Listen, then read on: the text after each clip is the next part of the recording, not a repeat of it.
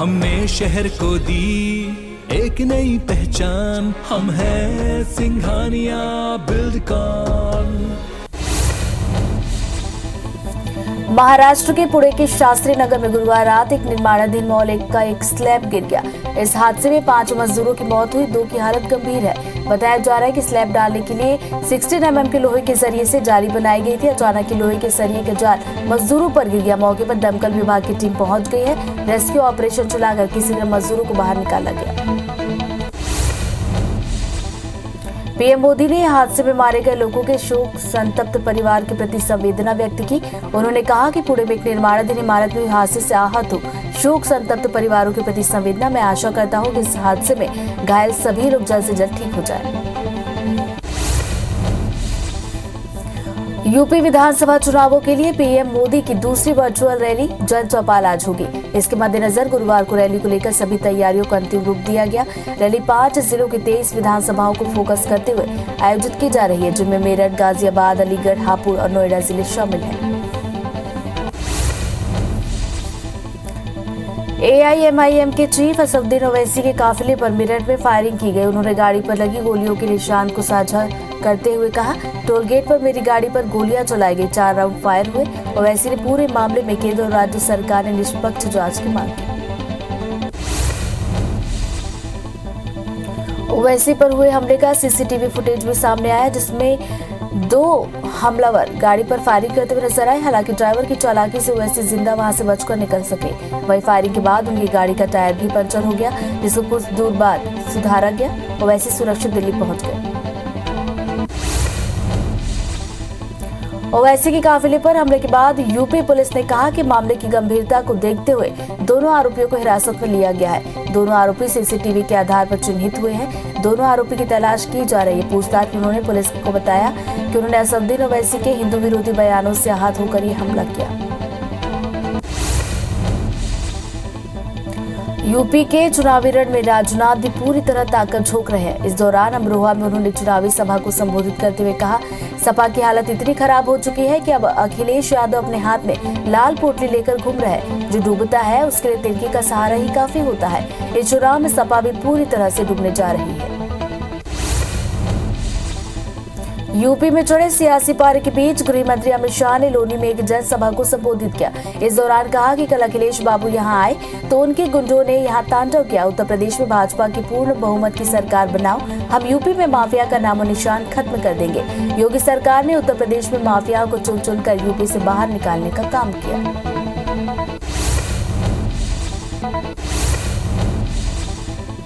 UP चुनाव को लेकर अखिलेश यादव बीजेपी पर पलटवार करते हुए नजर आए। उन्होंने कहा कि बीजेपी के पास कोई मॉडल नहीं है, वो सिर्फ समाजवादी पार्टी के मॉडल पर ही वाहवाही लूट रही है। इस बार बाबा मुख्यमंत्री नहीं बनने जा रहे। हम 2 नौजवान वो हैं जिन्हें विरासत में किसानों की लड़ाई मिली है और हम इसे जीतेंगे। निर्भया कांड में परिवार को न्याय दिलाने वाली एडवोकेट सीमा परिहार बीएसपी सुप्रीमो मायावती ने अपने दल का राष्ट्रीय प्रवक्ता बना दिया है। सीमा परिहार यूपी की रहने वाली हैं। बीएसपी के इस कदम से बड़े बड़े नेता चौंक गए हैं। कांग्रेस की ओर से प्रियंका गांधी ने उत्तर प्रदेश में चुनाव प्रचार का मोर्चा संभाल रखा है। गुरुवार को कांग्रेस महासचिव प्रियंका गांधी सिकंदराबाद में घर घर जाकर चुनाव प्रचार करती हुई नजर आई और कांग्रेस के पक्ष में वोट मांगे, साथ ही बीजेपी पर निशाना साधा। कांग्रेस सांसद राहुल गांधी ने गुरुवार को रायपुर में अमर जवान ज्योति की आधारशिला रखी। इसके साथ ही उन्होंने राजीव गांधी ग्रामीण भूमिहीन कृषि मजदूर न्याय योजना की शुरुआत की। योजना के तहत पहली किस्त में 71 करोड़ रुपए का भुगतान किया जाएगा। कांग्रेस के पूर्व राष्ट्रीय अध्यक्ष राहुल गांधी ने कहा कि भाजपा और उसकी विचारधारा देश के लिए सबसे बड़ा खतरा है। यहाँ 2 देश बनाए रहे हैं, एक चुने हुए अरबपतियों का है जिनका धन बढ़ाने में सरकार मदद कर रही है, दूसरा गरीब देश है जिसमें बहुसंख्यक जनता है जिसके लिए केंद्र सरकार कुछ नहीं कर रही। राहुल गांधी ने कहा कि ये देश एक गुलदस्ता जैसा है, इसमें अलग अलग विचार, भाषा, संस्कृति है। भाजपा चाहती है कि विचारधारा की संस्कृति हास लाद दे, पर ये कभी नहीं हो सकता। यहाँ अलग अलग सोच के बावजूद भाईचारा की भावना को ही हिंदुस्तान कहते हैं। सीएम भूपेश बघेल ने लोगों को संबोधित करते हुए अपनी योजनाओं के बारे में जानकारी दी। उन्होंने कहा कि हमने सच्चे लोक कल्याणकारी राज्य बनाने की दिशा में एक कदम और बढ़ा लिया है।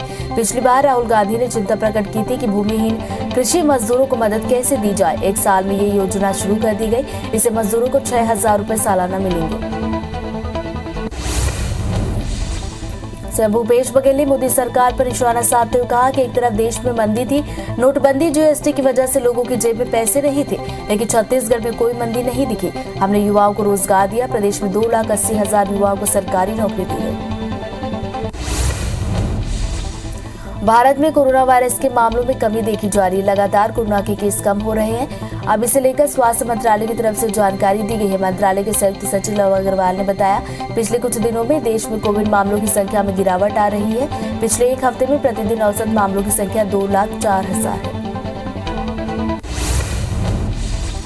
दिल्ली दौरे के दौरान सीएम शिवराज सिंह चौहान ने पीएम मोदी से मुलाकात की। मुलाकात के बाद सीएम ने जानकारी देते हुए बताया कि केन बेतवा नदी जोड़ो परियोजना को केंद्र सरकार ने स्वीकृति दी है। इन दोनों नदियों को जोड़कर जो बांध बनेंगे उससे लगभग 10 लाख हेक्टेयर जमीन में सिंचाई होगी। 50 लाख लोगों को पीने का पानी मिलेगा। देश में अब तक 168 करोड़ 44 लाख से ज्यादा लोगों को टीका लगा। 94 करोड़ 80 लाख से ज्यादा लोगों को पहली डोज, 72 करोड़ 30 लाख से ज्यादा लोगों को दोनों डोज लगी। मध्य प्रदेश में 11 करोड़ 3 लाख और छत्तीसगढ़ में 3 करोड़ 43 लाख से ज्यादा लोगों ने वैक्सीन लगवाई। मध्य प्रदेश में कोरोना संक्रमण बढ़ रहा है। प्रदेश में 24 घंटे के अंदर कोरोना के 7,430 नए मामले आए। एक्टिव मरीजों की संख्या 52,963 हो गई है। 9 मरीजों की मौत हुई। प्रदेश में 8,409 मरीज ठीक हुए। छत्तीसगढ़ में कोरोना मरीजों की संख्या घट रही है। प्रदेश में 24 घंटे के अंदर 2,454 नए मामले आए। एक्टिव मरीजों की संख्या 20,081 है। 12 मरीजों की मौत हुई। 3,836 मरीज ठीक हुए। सबसे ज्यादा 284 मरीज रायपुर में आए। दुनिया भर में कोरोना के मामले बढ़ते हुए 38 करोड़ 83 लाख के पार चले गए। कोरोना से मौत का आंकड़ा 57,30,000 के पार है। पूरी दुनिया में 30 करोड़ 77 लाख से ज्यादा मरीज कोरोना को हराकर स्वस्थ हुए। वहीं दुनिया में एक्टिव मामले 7 करोड़ 48 लाख के पार चले गए। जबलपुर में यूथ कांग्रेस कार्यकर्ताओं ने पेगासस मामले में एक बार फिर बीजेपी को घेरा है। युवा कांग्रेस कार्यकर्ताओं ने विरोध प्रदर्शन कर निष्पक्ष जांच की मांग की। युवा कांग्रेस का कहना है कि जासूसी मामले में जो भी दोषी हो उसके खिलाफ निष्पक्ष कार्रवाई की जाए। बस्तर में भी एनएसयूआई के जिला अध्यक्ष और कई पदों पर मनोनयन के साथ नियुक्ति प्रक्रिया शुरू हो गई है। जल्द ही एनएसयूआई प्रदेश अध्यक्ष नियुक्ति सूची को अंतिम रूप देगी। कोरोना की वजह से कांग्रेस कार्यकर्ताओं ने ज्यादा सक्रियता नहीं दिखाई थी, लेकिन अब डिजिटल अभियान से युवाओं को जोड़ा जा रहा है। कोरिया में सीएम के निर्देश के बाद पिछले 5 महीने में 33,000 अनुसूचित जनजाति, अनुसूचित जाति और अन्य पिछड़ा वर्ग के छात्राओं का जाति प्रमाण पत्र बनाकर रिकॉर्ड बनाया गया। जिले में पिछले 15 साल में इतने प्रमाण पत्र नहीं बनाए गए थे। तत्कालीन कलेक्टर श्याम धावड़े और जिला पंचायत सीईओ के नेतृत्व में जुलाई से नवंबर 2021 तक एक विशेष अभियान चलाया गया। कवर्धा में भीड़ जुटाने के मामले में कांग्रेस के 35 कार्यकर्ताओं पर कोतवाली थाने में एफआईआर दर्ज की गई। इनमें ओबीसी वर्ग आयोग के सदस्य महेश चंद्रवंशी और किसान कांग्रेस प्रदेश उपाध्यक्ष लाल बहादुर समेत कई बड़े नेता शामिल हैं। साल 2016 में कांग्रेस ने कई मुद्दों को लेकर सड़क पर प्रदर्शन किया था, जिसको लेकर एफआईआर दर्ज की गई। राजनांदगांव जिले में सरकार से हफ्ते में 5 दिन कार्य दिवस की सौगात से सरकारी कर्मचारी खुश हैं। आदेश पर अमल शुरू हो गया है। सरकारी कर्मचारियों को अब शनिवार रविवार को पूरा अवकाश मिलेगा। वहीं अब सुबह 10 बजे से शाम 5:30 बजे तक कार्यालय में काम करना होगा। कर्मचारियों ने छत्तीसगढ़ सरकार का धन्यवाद किया। कोरबा नगर निगम क्षेत्र की स्लम बस्तियों में रहने वालों को जल्द सर्व सुविधा युक्त मकान मिलने वाला है। निगम क्षेत्र के दादर खरमोरा में मकान निर्माण 90% पूरा हुआ है। कलेक्टर ने मंगलवार को निर्माणाधीन कॉलोनी का निरीक्षण किया। इस दौरान अधिकारियों को व्यवस्थाओं को बेहतर और काम जल्द पूरा करने के निर्देश दिए। सरायपाली में पंचायत का काम पूरा होने के बाद भी समय पर राशि नहीं मिल रही है, जिससे पंचायत के दूसरे विकास कार्य प्रभावित है। पंचायत वित्तीय संकट से जूझ रहा है। सरपंच सचिवों के द्वारा पंचायत में आ रही समस्या और कार्य पूर्ण होने के बाद भी विलंब से राशि मिलने को लेकर अनुविभागीय मुलाकात कर जल्द ही समस्या का निराकरण निराकरण करवाने की मांग की है। बिलासपुर जिला कोर्ट के वकीलों ने एक बार फिर तहसील के कामकाज को लेकर मोर्चा खोला है। वकीलों ने बड़ी संख्या में शिकायत लेकर कलेक्ट्रेट पहुंचे, नारेबाजी करते हुए हंगामा किया। इस दौरान कलेक्टर से भी वकीलों की नोकझोंक हुई। वहीं प्रदर्शनकारियों ने तहसील में भ्रष्टाचार का आरोप लगाया। इंदौर में अपनी ही पत्नी की आपत्तिजनक फोटो सोशल मीडिया पर वायरल करने के आरोप में पति के खिलाफ पुलिस ने एफआईआर दर्ज की। इससे पहले पति पर दहेज प्रताड़ना के आरोप में जिला कोर्ट ने पत्नी के भरण पोषण का फैसला भी सुनाया था।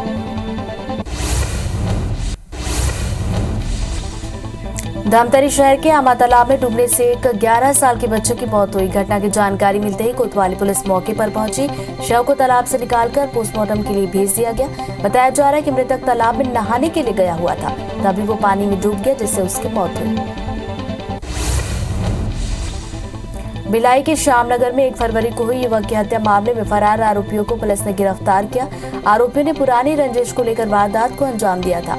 मामले में एक आरोपी की गिरफ्तारी घटना के दिन ही हुई थी। पुलिस ने आज गिरफ्तार आरोपियों से चाकू समेत अन्य सामान जब्त कर लिया। खंडवा के रामनगर में एक पान मसाला की दुकान में आग लगी। आग की लपट इतनी भयानक थी कि दुकान में सो रहे बुजुर्ग की जलकर मौत हुई। बताया जा रहा है कि बुजुर्ग दिन में पान मसाला बेचकर दुकान के नीचे ही सो जाता था। किसी तरह आग पर काबू पाया गया, लेकिन बुजुर्ग जल गया। पुलिस ने मर्ग कायम कर मामले की जांच शुरू की है। कोरबा में खराब बारदानों को लेकर राइस मिलर परेशान हो रहे हैं। कुदुरमाल समिति से मिलरों को कम धान देने की शिकायत की गई है, जिस पर खाद्य और नापतौल विभाग के अधिकारियों ने पहुंचकर जांच की। जांच मिलरों की शिकायत सही पाई गई, जिसके बाद विभाग ने केस दर्ज कर समिति को नोटिस जारी किया। बलरामपुर के चलगली थाना क्षेत्र में 5 साल की बच्ची के साथ दुष्कर्म के आरोपी को पुलिस ने अरेस्ट किया। आरोपी बच्ची का चाचा ही निकला। परिजनों ने घटना की थाने में शिकायत दर्ज कराई थी, जिस पर पुलिस ने कार्रवाई करते हुए आरोपी को गिरफ्तार किया। सरगुजा के सीतापुर थाना क्षेत्र में महिला के साथ दुष्कर्म का मामला आया। पड़ोसी ने ही वारदात को अंजाम दिया था। आरोपी ने घटना के बारे में किसी को नहीं बताने की धमकी दी थी। पीड़ित गर्भवती हुई तब मामले का खुलासा हुआ। परिजनों ने पुलिस में शिकायत की, जहां आरोपी को गिरफ्तार किया गया। धमतरी जिले के कुरू थाना क्षेत्र में एक नाबालिग से दुष्कर्म का मामला आया। मामले की रिपोर्ट के बाद पुलिस ने आरोपी को गिरफ्तार किया। दुष्कर्म का आरोपी भी नाबालिग है, जिसके चलते नाबालिग को 15 दिन की रिमांड लेकर बाल संप्रेषण गृह माना में भेज दिया गया। कोरबा के खरमोरा में आरटीई कार्यकर्ता के वाहन में अज्ञात लोगों ने आग लगा दी। मामले को प्रशासन की अवैध कोयला भंडारण पर कार्रवाई से जोड़कर देखा गया है, लेकिन घटना को लेकर पुलिस सीसीटीवी कैमरे खंगाल रही है। जांच के बाद ही मूल कारणों का पता चल सकेगा। सिंगरौली के एनसीएल अमरौली कॉलोनी के क्वार्टर में आग लगी। आग लगने से घर में रखे बाइक और अन्य सामान जलकर खाक हो गए। मौके पर पहुंची फायर ब्रिगेड की टीम ने आग पर काबू पाया। आग लगने की वजह शॉर्ट सर्किट बताई गई। जगदलपुर में आए दिन हो रही चोरी की घटनाओं को गंभीरता से लेते हुए पुलिस ने रात्रि गश्त बढ़ा दी है। बुधवार गुरुवार की रात पुलिस ने मोटर बाइक चोरी करते 2 अंतर्राज्यीय चोर को पकड़ लिया। आरोपियों के कब्जे से 3 बाइक और 2 मोबाइल जब्त किए गए। कोतवाली थाने में केस दर्ज कर जांच शुरू की गई है। उत्तर प्रदेश विधानसभा चुनावों के लिए पीएम मोदी की दूसरी वर्चुअल रैली जन चौपाल आज होगी। इसके मद्देनजर गुरुवार को रैली को लेकर सभी तैयारियों को अंतिम रूप दिया गया। रैली 5 जिलों के 23 विधानसभाओं को फोकस करते हुए आयोजित की गई है, जिनमें मेरठ, गाजियाबाद, अलीगढ़, हापुड़ और नोएडा जिले शामिल हैं। यूपी के सीएम योगी आदित्यनाथ आज गोरखपुर शहर सीट से नामांकन दाखिल करेंगे। इस दौरान वे गोरखपुर में चुनाव में जीत के लिए भाजपा के कार्यकर्ताओं में जोश भरेंगे। साथ ही अलग अलग वर्गों के मतदाताओं को भी साथ देंगे। वहीं सीएम योगी पीएम मोदी की वर्चुअल रैली में भी जुड़ेंगे। यूपी में जुड़े सियासी पारे के बीच गृह मंत्री अमित शाह ने लोनी में एक जनसभा को संबोधित किया। इस दौरान कहा कि कल अखिलेश बाबू यहां आए तो उनके गुंडों ने यहां तांडव किया है। उत्तर प्रदेश में भाजपा की पूर्ण बहुमत की सरकार बनाओ, हम यूपी में माफिया का नामो निशान खत्म कर देंगे। योगी सरकार ने उत्तर प्रदेश में माफियाओं को चुन चुनकर यूपी से बाहर निकालने का काम किया। कांग्रेस की ओर से प्रियंका गांधी ने उत्तर प्रदेश में चुनाव प्रचार का मोर्चा संभाल रखा है। गुरुवार को कांग्रेस महासचिव प्रियंका गांधी वाड्रा ने सिकंदराबाद में घर घर जाकर चुनाव प्रचार किया और कांग्रेस के पक्ष में वोट मांगे, साथ ही बीजेपी पर भी निशाना साधा। महाराष्ट्र के पुणे के शास्त्री नगर में गुरुवार रात एक निर्माणाधीन मॉल का एक स्लैब गिर गया। इस हादसे में 5 मजदूरों की मौत हो गई। 2 लोगों की हालत गंभीर बताई जा रही है। स्लैब डालने के लिए लोहे के सरिये से जाली बनाई गई थी। अचानक ये लोहे के सरिये का जाल मजदूरों पर ही गिर गया। मौके पर दमकल विभाग की टीम पहुंची। रेस्क्यू ऑपरेशन चलाकर किसी तरह बचे हुए मजदूरों को बाहर निकाला गया। पीएम मोदी ने हादसे में मारे गए लोगों के शोक संतप्त परिवारों के प्रति संवेदना व्यक्त की। कहा कि पुणे में एक निर्माणाधीन इमारत में हुए हादसे से आहत हो शोक संतप्त परिवारों के प्रति संवेदना। मैं आशा करता हूं कि इस हादसे में घायल सभी लोग जल्द ठीक हो जाएं। AIMIM के चीफ असदुद्दीन ओवैसी के काफिले पर मेरठ में फायरिंग की गई। गाड़ी पर लगी गोलियों के निशान को साझा करते हुए टोल गेट पर मेरी गाड़ी पर गोलियां चलाई गई। उन्होंने कहा 4 राउंड फायर हुए। ओवैसी ने पूरे मामले में केंद्र और राज्य सरकार से निष्पक्ष जांच की मांग की। ओवैसी के काफिले पर हमले की हिरासत में ले लिया गया है। दोनों आरोपी सीसीटीवी के आधार पर चिन्हित किए गए।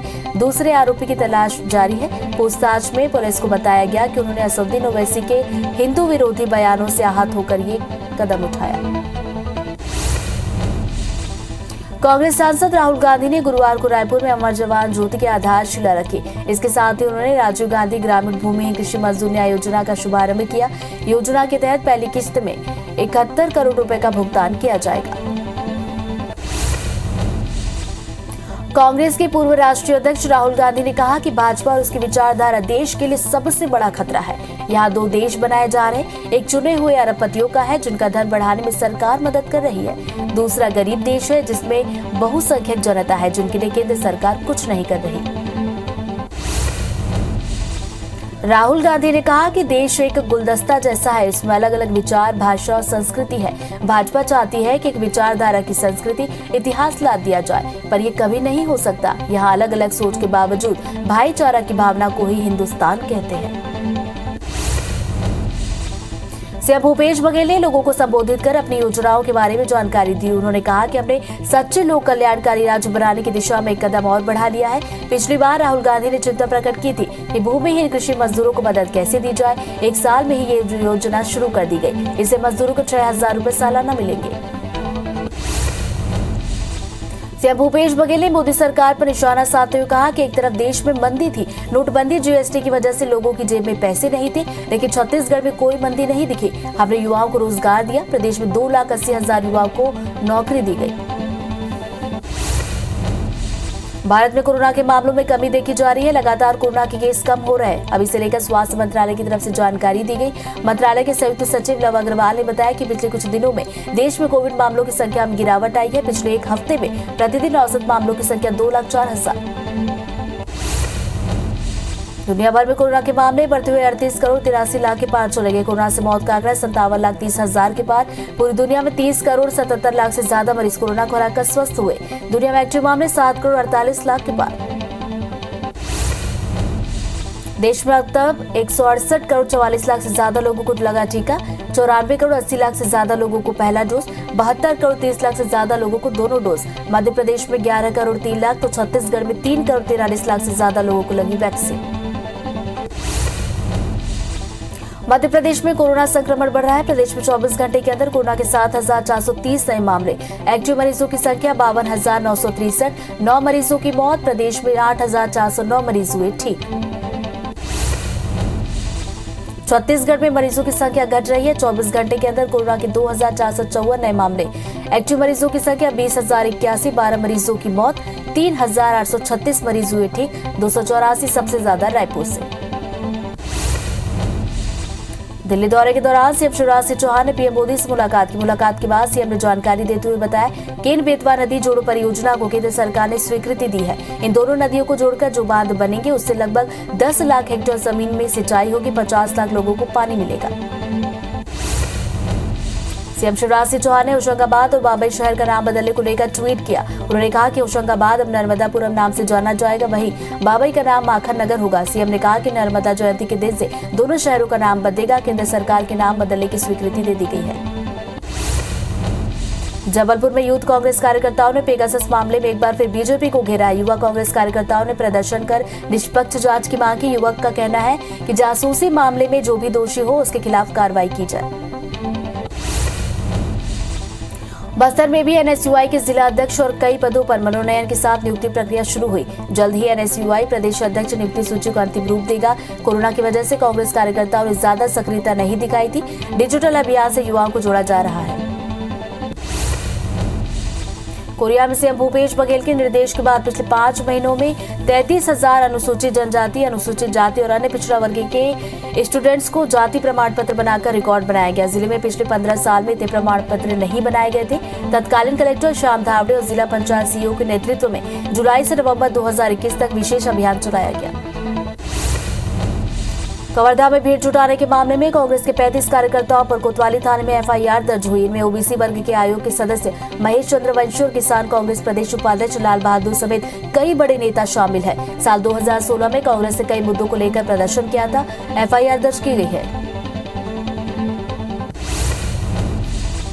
राजनांदगांव जिले में सरकार से हफ्ते में 5 दिन कार्य दिवस की सौगात से सरकारी कर्मचारी खुश है। आदेश पर अमल शुरू हो गया है। सरकारी कर्मचारियों को अब शनिवार रविवार को छुट्टी मिलेगी।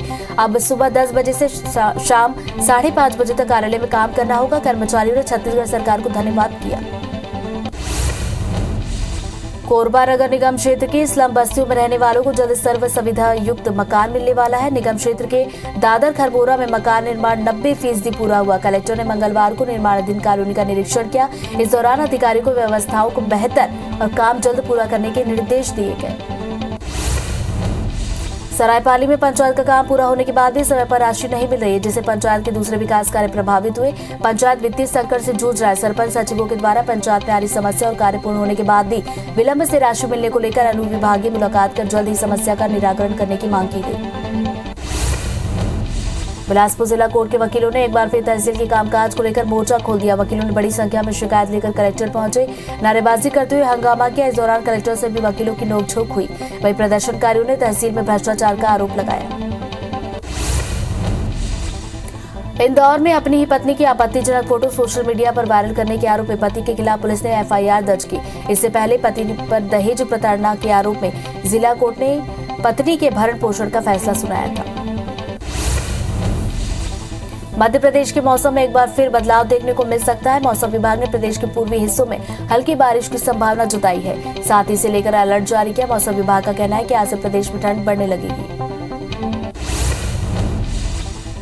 छत्तीसगढ़ के बिलासपुर और सरगुजा संभाग के कई हिस्सों में बारिश हो सकती है। मौसम विभाग ने ओलावृष्टि की आशंका जताई है। कुछ जगहों पर आज से हल्की बारिश होने के आसार। प्रदेश के कई हिस्सों में देर रात से लगातार हो रही बारिश।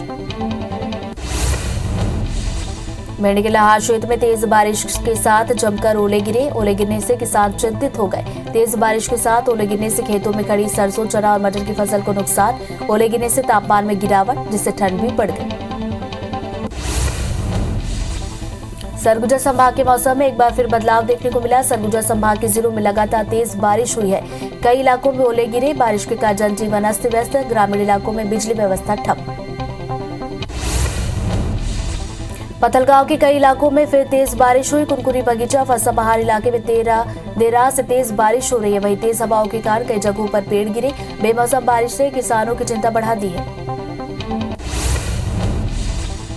पेंड्रा के तापमान में एक बार फिर गिरावट दर्ज। पेंड्रा में न्यूनतम तापमान 9 डिग्री और अमरकंटक में 6 डिग्री। देर रात हुई बारिश के बाद इलाके में ठंड बढ़ गई है। वहीं मौसम विभाग ने आज भी कई इलाकों में बारिश के आसार जताए। धमतरी शहर के आमा तालाब में डूबने से एक 11 साल के बच्चे की मौत हुई। घटना की जानकारी मिलते ही कोतवाली पुलिस मौके पर पहुंची। शव को तालाब से निकालकर पीएम के लिए भेजा गया। बताया जा रहा है कि मृतक तालाब में नहाने के लिए गया हुआ था, तभी वो पानी में डूब गया और मौत हुई। भिलाई के श्यामनगर में 1 फरवरी को हुई युवक की हत्या मामले में फरार आरोपियों को पुलिस ने गिरफ्तार किया। आरोपियों ने पुरानी रंजिश के चलते वारदात को अंजाम दिया था। मामले में एक आरोपी की गिरफ्तारी घटना के दिन ही हुई थी। पुलिस ने आज गिरफ्तार आरोपियों से चाकू समेत अन्य सामान जब्त किए। खंडवा के रामनगर में एक पान मसाला की दुकान में आग लगी। आग की लपट इतनी भयानक थी कि दुकान में सो रहे बुजुर्ग की मौत हुई। बताया जा रहा है कि बुजुर्ग दिन में पान मसाला बेचकर दुकान के नीचे सो जाता था। किसी तरह आग पर काबू पाया गया, लेकिन बुजुर्ग को नहीं बचाया जा सका। पुलिस ने मर्ग कायम कर जांच शुरू की। कोरबा में खराब बारदानों को लेकर राइस मिलर परेशान हो रहे हैं। कुदुरमाल समिति से मिलरों को कम धान देने की शिकायत मिली है, जिस पर खाद्य और नापतोल विभाग के अधिकारियों ने पहुंचकर जांच की। जांच मिलरों की शिकायत सही पाई गई, जिसके बाद विभाग ने केस दर्ज कर समिति को नोटिस जारी किया। बलरामपुर के चलगली थाना क्षेत्र में 5 साल की बच्ची के साथ दुष्कर्म के आरोपी को पुलिस ने गिरफ्तार किया। आरोपी बच्ची का चाचा ही निकला। परिजनों ने घटना की थाने में शिकायत दर्ज कराई, जिस पर पुलिस ने कार्रवाई करते हुए आरोपी को गिरफ्तार किया।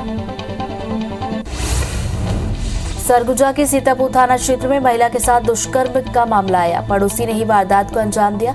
आरोपी ने घटना के बारे में किसी को नहीं बताने की धमकी दी। पीड़ित गर्भवती हुई तब मामले का खुलासा हुआ। परिजनों ने पुलिस में शिकायत की। आरोपी को गिरफ्तार कर लिया गया। धमतरी जिले के कुरू थाना क्षेत्र में एक नाबालिग से दुष्कर्म का मामला आया। मामले की रिपोर्ट के बाद पुलिस ने आरोपी को गिरफ्तार किया।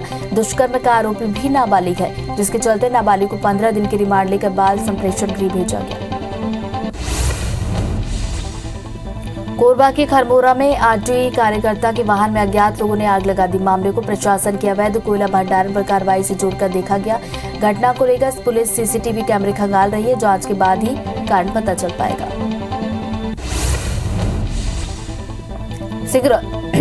सिंगरौली के एनसीएल अमरौली कॉलोनी के क्वार्टर में आग लगी। आग लगने से घर में रखे बाइक और सामान जलकर खाक हो गए। मौके पर पहुंची फायर ब्रिगेड की टीम ने आग पर काबू पाया। आग लगने की वजह शॉर्ट सर्किट बताई गई। महाराष्ट्र के पुणे के शास्त्री नगर में गुरुवार रात एक निर्माणाधीन मॉल का एक स्लैब गिर गया। इस हादसे में 5 मजदूरों की मौत हो गई। 2 की हालत गंभीर है। बताया जा रहा है कि स्लैब डालने के लिए लोहे के सरिये से जाली बनाई गई थी। अचानक ये लोहे के सरिये का जाल मजदूरों के ऊपर गिर गया। मौके पर दमकल विभाग की टीम पहुंच गई। रेस्क्यू ऑपरेशन चलाकर किसी तरह मजदूरों को बाहर निकाला गया।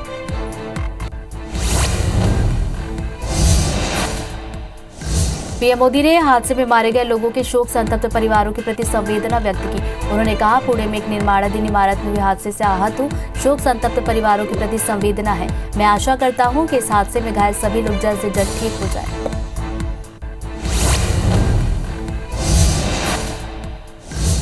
उत्तर प्रदेश विधानसभा चुनावों के लिए प्रधानमंत्री नरेंद्र मोदी की दूसरी वर्चुअल रैली जन चौपाल आज होगी। इसके मद्देनजर गुरुवार को रैली को लेकर सभी तैयारियों को अंतिम रूप दे दिया गया। रैली 5 जिलों की 23 विधानसभाओं को फोकस करते हुए आयोजित की जा रही है, जिनमें मेरठ, गाजियाबाद, अलीगढ़, हापुड़ और नोएडा जिले शामिल हैं।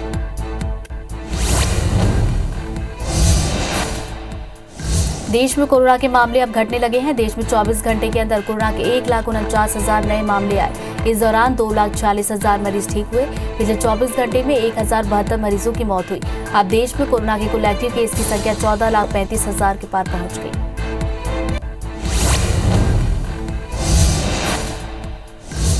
देश में अब तक 168 करोड़ 44 लाख से ज्यादा लोगों को टीका लगा, जिसमें 94 करोड़ 80 लाख से ज्यादा लोगों को पहली डोज, 72 करोड़ 30 लाख से ज्यादा लोगों को दोनों डोज लगी। वहीं मध्य प्रदेश में 11 करोड़ 3 लाख, छत्तीसगढ़ में 3 करोड़ 43 लाख से ज्यादा लोगों ने कोरोना की वैक्सीन लगवाई।